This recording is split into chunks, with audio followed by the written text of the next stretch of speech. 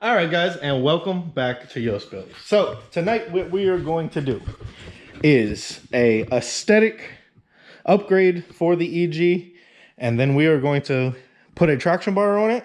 But this video is going to be all about headlights, taillights, lower control arms, traction bar, and making the EG look better. Hope you guys enjoy, and stay tuned. So first thing I went with is a set of black housing plastic clear headlights. So it has a back black housing. This is a completely piece of plastic. These are smoked out corners, and the go-to 50-50 tail lights, which look a lot better than the OEMs. Like I said, this car has a lot of paint, overspray, and everything all over it. So we're going to get to installing the tail lights first, and then we will get to installing the headlights, and then lower control arms and traction bar. The reason why we got new lower control arms is because these bushings on the factory lower control arms are completely trashed, and if you just shake the wheel, the front suspension moves all over. So to get rid of that play in the front suspension, we went with Imusa lower control arms and the matching traction bar to go with it. So let's get into the video. So as you guys seen in a prior video, we have already gutted the back of the car. We have our coilovers already installed, and all you need to do is pull back your factory plastics, and under the factory plastic carpet cover thing, there will be 4 8mm bolts. So you just need your little 8mm right here. And then if you look at your trunk, you have this whole piece right here you need to pull off and transfer over to the new taillights, and you'll have an 8mm and 8mm. And then there's actually another 8mm up in here. If you guys try to forget this one, you are going to mess up the taillights trying to get them out. So don't forget this third 8mm. So I'm going to put you guys on time lapse, and I'm going to get to replacing these taillights.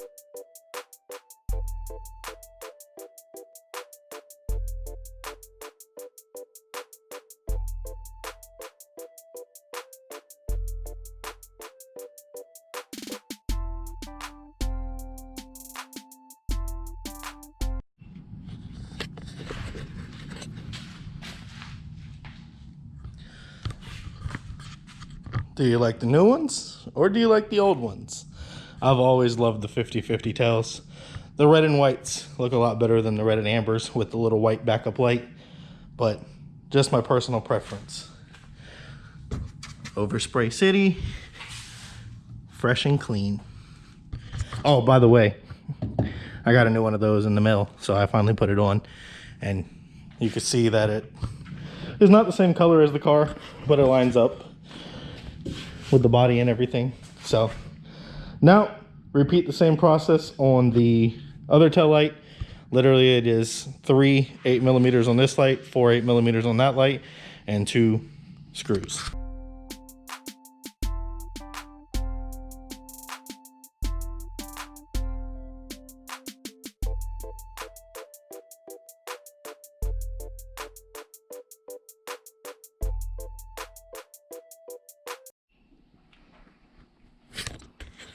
All right, guys, so the next step is the headlights.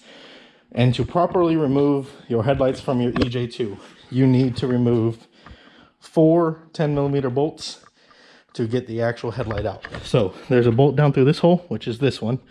There's this bolt and this bolt, which line up with these two. And then there's a bolt that goes right here on the side that actually goes right here into the headlight. Once you do that, you need to take this clip. Let me see if I can show you. Take this clip, pop the clip out, pull this out, pull your headlight out. Don't touch the bulb. You need to pull this screw out, twist this, release this so you have your corner light out, and then you could pull this off. So if you guys have never had your bumper off before, you'll have these 5 bolts up here, or screws. You'll have the screw that goes through the fender, and then you'll also have the under apron that goes into the car. This car doesn't have that. Those bolts have already been replaced, and none of these bolts were here, so I'm going to have to find bolts to make that work. And in the process, this bolt broke, so I'm going to have to drill this one out and go through the bottom and replace it anyways. So now that I have the headlights out, I'm going to drill that bolt out, and then we'll get to putting the new headlights in.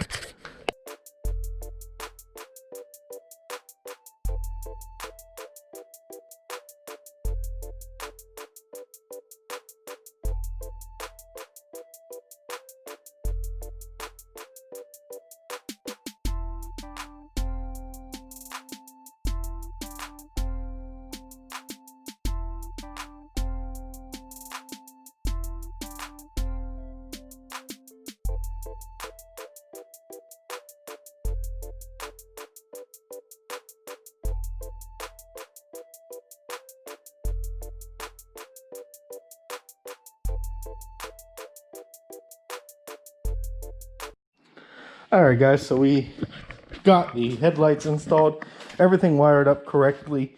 All I needed to do was drill a little hole right there and right there to get the corner lights to line up. If you guys notice, I was struggling with them a little bit, but here, let's flip them on. Headlights should be on. Let's check out the tail lights. All the bulbs look good. Let's go up here to the front. I see the headlights are on. Corner lights on. Headlights nice and bright. Headlights on, corner lights on. So the only other thing I need to fix on this car before I can actually get it legal or get it driving is put a fan on the car. So I've already been messing with it for a little bit. It does have a Skunk 2 Alpha Racing radiator or radiator. I just stole this stock fan off of the radiator I got for the GSR, and I'm going to use my test light, figure out which of these wires, all this wiring was thrown in the car. It plugs into this plug right here, which is for the fans. I'm going to figure out which power is on the fan, what with the ignition or whatever, wire it up so that the fan is on when the ignition is on, and then the car should be complete and ready to be driven. I do still have wheels and tires I want to get for the car, but all 4 Stillies have good tires on them and are ready. And then the only other thing I need to do, because we got mirrors and everything, is finish this rust repair, which I'll probably do off camera. Literally all I'm going to do is use the old fenders, cut a piece of metal out, weld it in, you know, line it up, cut another piece of metal out, weld it in, grind it all down, and then connect it back to the car, weld it in place, and then slap a little Bondo over it, and you will never know that there was a rust repair there. It sounds simple. I've seen it done plenty of times, so I probably won't make a video on it, but at least I will get it back together so that it doesn't look like holes in the side of the car. But the next thing we are going to install is going to be our traction bar and the front control arms. It's going to require jacking up the front of the car and connecting it to the lower radiator support, and let me get the car up in there and get to that after I get this fan connected. So the first step in putting a traction bar on a EG or a Integra is removing the factory tow hooks. This style traction bar right here, if you notice, has bolt holes.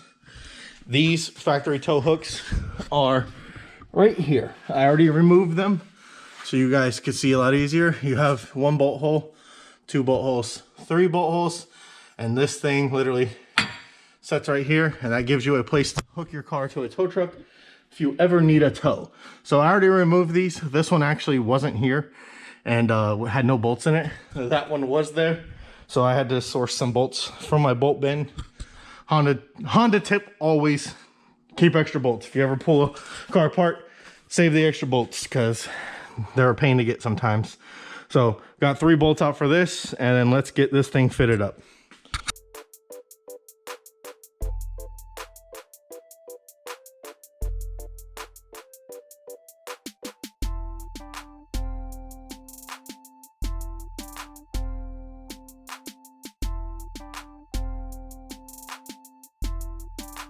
I'll explain to you what you got to do here. You need a 19 millimeter. There's 1, 2, 3 19s.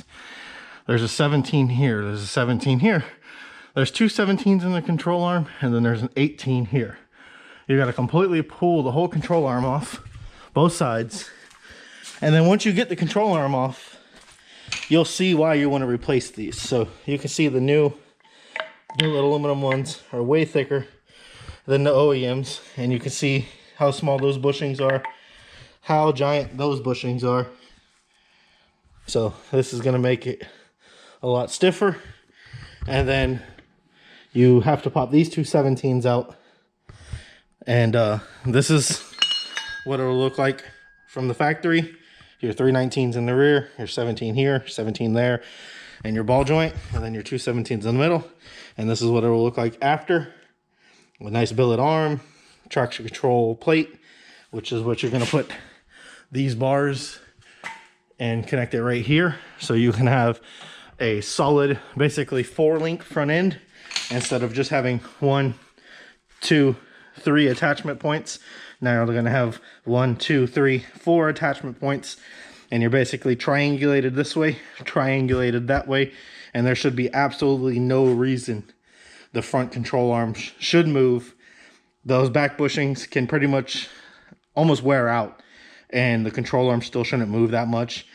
These factory bushings right here, as you can see, they're falling apart. This one, the whole rubber piece over here fell out of it, and you can see how pushed down this is. This bushing should actually be in the center of here to here, just like this one. It's nice and centered. So, you know, the car is basically drooping on this bushing right here. So once I put this all back together, you will notice that the car might set a little higher in the front, and it'll definitely be a lot stiffer, because now all of the bushings, except for those rear bushings, which look brand new on this car, were all, you know, nice. These front bushings are a little worn out, and I actually broke this bolt off right here trying to loosen it, thanks to the Pennsylvania rust. So I'm gonna have to beat this apart and then try to get this nut out, or just get the bolt out and then replace it with something else. But I already got this one mocked up for you guys, so you guys can see the difference. So I'm gonna get to work on this, and then I'll get back to you guys when I'm ready to install them. All right, guys, so I skipped the whole videoing process because this thing was kicking my butt. And I got everything back together. Got these adjusted tight as can be. So when you go to adjust these rods, you actually don't want to put preload against this. You want it to be pretty stagnant, so it's, you know, nice and parallel. And once you drop the car on the ground, you want this bolt and this bolt to be as linear as possible. And you want these heims, this to literally ride in the center like that, so it has all the movement, and this to ride in the center like that. I don't know how well you can see it, but at least now, oh, the lens is dirty. Let me clean the lens real quick. But you can see how the triangulation works. So you have your solid attachment point here to the radiator support. You have it down to the control arm. You have new control arm with new control arm bushings. And then you have your old triangulated part on the back. So you start there, here, there. It's basically a complete triangle to the front end. This is usually how you can make these cars get down into the 1/660 foot. I've seen some people do it without a traction bar, but most people that race their cars at least put one of these on there. It's just safe to mine. Put new bushings in the front end. Make sure everything is tight. So now that I've had the car up in the air, I definitely am going to order an exhaust. Once we go with the GSR, it is going to need more flow than this little 2 1/4 inch exhaust. So we're probably going to have to go with a 3 inch, and the vibrant muffler on the back is already 3 inch. So I have no problems with that. And if you guys were wondering about that bolt that I broke, I welded a stud in here and just put a bolt on the end, a nut on the end. So this is all nice and tight now. So that's going to be it for this video. I hope you guys enjoyed. We got the headlights on, the tail lights on, we got the traction bar on, we got the whole front end back together. The only thing I have left to do is side skirts and the rust repair. That'll probably be in a 4th video on the EG. I do need to order the window trim and a few other little things that I've seen here and there. But it has new brakes, it has new everything on it. Then we should dyno it maybe? We've been working on the Integra over here. I haven't made a video on it, but we got some Euro Type R tail lights. We got a Euro Type R cluster. We got a bunch of K rye wire wiring harness stuff. My brother bought some accent bolts. Let me open the hood. I'm gonna get it all dirty to open it, but hey, who cares? We got a nice rye wire harness right there. You can see all the accent bolts right here. The 3-piece front end fits a lot better now that we have all these bolts. Hasport mounts are in place. I am gonna weld this one in still. We did buy block off plates for that, and that. The shifter cables are gonna go through that. We have the shifter cables and everything in the house. I think we still need to order a headlight. We do want to drive both of these cars on the street, so they need all working headlights, taillights, turn signals. It does need an exhaust. It does need a catalytic converter to pass emissions. So of course we will be covering the hole in the hood as well. But I'm going to steal these drag radials, throw them on the EG, and throw some steelies on this. And that'll be it. Hope you guys enjoyed the video. As always, leave down in the comment below what you think about the EG or EJ2, the tail lights, the headlights, and everything that I've been doing to it. And as always, give Yostbuilt a thumbs up, and if you haven't subscribed, please subscribe to the channel if you like the content that we are putting out. Until the next one, guys.